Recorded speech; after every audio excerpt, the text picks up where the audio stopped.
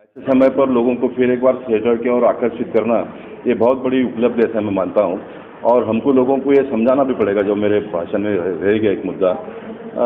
TV industry बहुत बड़ी होती जा रही है और लोगों को एंटरटेनमेंट प्रोग्राम की उतनी आवश्यकता भी बढ़ती जा रही है।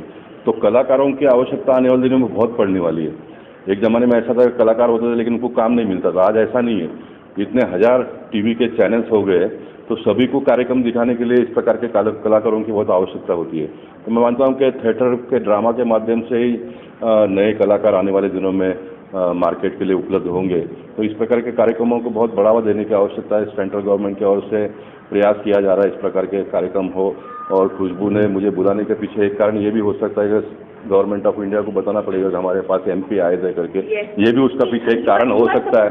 और मैं आ गया तो मैं भी सरकार के एक बहुत बड़े योजना के साथ में जुड़ा। मैं मानता हूँ कि हमारे लोगों का काम है, हम लोगों ने इस प्रकार के कार्यक्रमों को प्रमोट करना चाहिए, लोगों तक ले जाना चाहिए। से कर रहे हैं 2015 में ये टाइटल को सही ने इनॉग्रेट किया था और 2010 से विद द सपोर्ट ऑफ 2015 से with the support of ministry of culture हम लोग इसको प्रमोट कर रहे हैं। और स्पाश 2010 से इसी फील्ड में काम कर रहा है, परफॉर्मिंग आर्ट्स में, जिसमें हम लोग dance, drama, production, play productions वगैरह इन सब पे करते हैं। और इस साल हमारा ये था कि हम फ्लेज थिएटर का भी जो है इसके साथ में लॉन्च करें, जिससे डीपी सिन्हा सर जो है वो ब्रांड एम्बेसडर हैं। और डीपी सिन्हा जी ही इज़ अ लेजेंड और उनको किसी भी तरीके से हम कहें कि उनको किसी शब्द की ज़रूरत तो नहीं है, तो मैं तो उनके लिए कहूँगी कि सर थैंक यू, आपने हाँ कहा कि आप इसके कैंपेन के ब्रांड एम्बेसडर बनेंगे। मैं खुद टेलीविज़न एक्टर हूँ, मैं श्रीराम से पास आउट हूँ। उसके बाद मैं मुंबई आई, पृथ्वीराज चौहान सीरियल किया, रामायण किया, शनिदेव किया।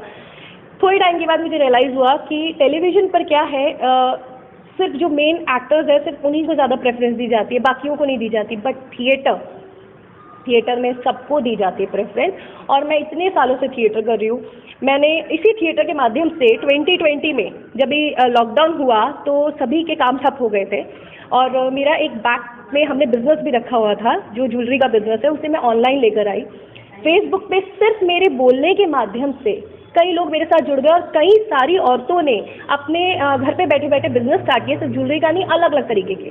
तो मेरी जितनी भी आज बोलने की शक्ति है या कोई भी चीज़ ऑर्गेनाइज करती है, कुछ भी है, वो सिर्फ थिएटर की वजह से है। और मैं थिएटर को पूरा जितने भी मेरे गुरु रहे हैं, जो भी आपके इसके माध्यम से देखेंगे, मैं उन सबको धन्यवाद करती हूँ कि आप लोगों की वजह से ही मैं यहाँ हूँ। And thank you so much आपकी पूरी टीम का जो हमें सपोर्ट किया। और अभी हम प्लेज इंडिया फॉर थिएटर को और आगे बढ़ाएंगे और हम चाहेंगे कि एक मैसेज मैं आप लोगों को देना चाहूँगी।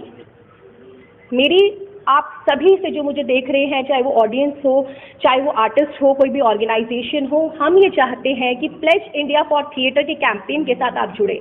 कहीं पर भी हो आप, ऑल ओवर इंडिया या वर्ल्ड में, आपके आसपास कोई भी ऐसी ऑर्गेनाइजेशन हो जो परफॉर्मिंग आर्ट्स करती हो, थिएटर करती हो, ड्रामा करती हो, आप प्लीज़ अपने बच्चों को भेजिए या खुद जाइए। और अगर समय नहीं है, हफ्ते में एक दिन जाइए, वो भी नहीं कर सकते हैं तो जब भी उनके प्रोग्राम्स होते हैं ज़रूर देखिए।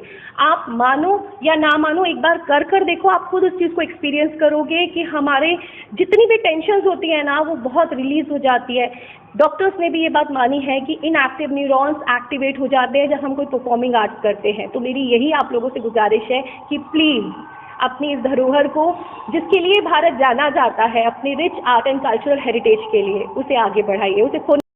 ग्लैड, बहुत हैप्पी फील कर रही हूँ कि खुशबू जी और रिशु सर जो है इतने अच्छा इनिशिएटिव इतने सालों से थिएटर कर रहे हैं और इस परफॉर्मिंग आर्ट्स के लिए इतना कुछ कर रहे हैं। स्पार्श जो है, जो मतलब आज मैं यहाँ आई हूँ स्पार्श के लिए, तो बेसिकली यही है कि हमें अपने बच्चों को थिएटर कराना चाहिए। मैं अपना एक्सपीरियंस अगर शेयर करूँ तो मुझे लगता है कि लाइफ में सिर्फ एक्टर बनने के लिए थिएटर नहीं, ऐसा नहीं है जिनको एक्टर बनना है सिर्फ उनको ही थिएटर करना चाहिए।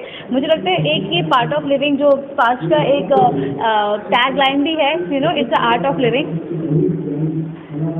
लाइफ में आप कुछ भी करें उसमें आपको कॉन्फिडेंस की सबसे ज़्यादा ज़रूरत होती है। चाहे आप किसी मल्टीनेशनल कंपनी में आपको अगर जाके इंटरव्यू देना है, या आपको अपने हस्बैंड से अपनी बात कहनी है, या हस्बैंड को अपनी वाइफ को अपनी बात कहनी है, सब चीज़ों के लिए you know clarity of voice, clarity, हमें क्या किसी से कहना है, वो एक जो समझ होती है ना, वो कॉन्फिडेंस जो होता है, वो मुझे लगता है हर एक रिश्ते में ज़रूरी है, हमें काम में ज़रूरी है, चाहे इंटरव्यूज़ में हो।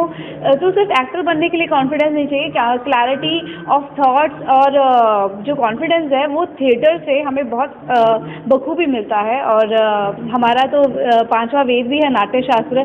तो देखिए वेद है जिसमें समागम है सारे चारों वेदों का, इसलिए नाट्य शास्त्र जो है भारत मुनि ने लिखा, ब्रह्मा जी ने बनाया।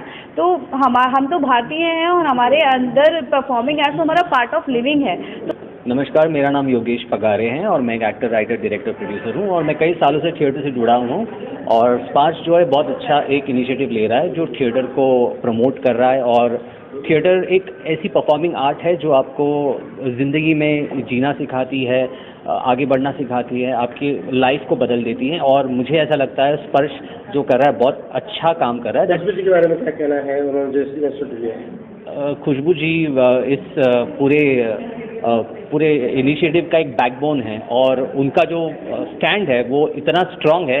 और मैं चाहता हूँ ये हर कोने कोने तक, हर बच्चे तक ये न्यूज़ पहुँचे दैट थिएटर को आप प्रमोट कीजिए, थिएटर को जितना हो सके आप लोगों तक पहुँचाइए और इस आर्ट को कभी मरने मत दीजिए। Thank you.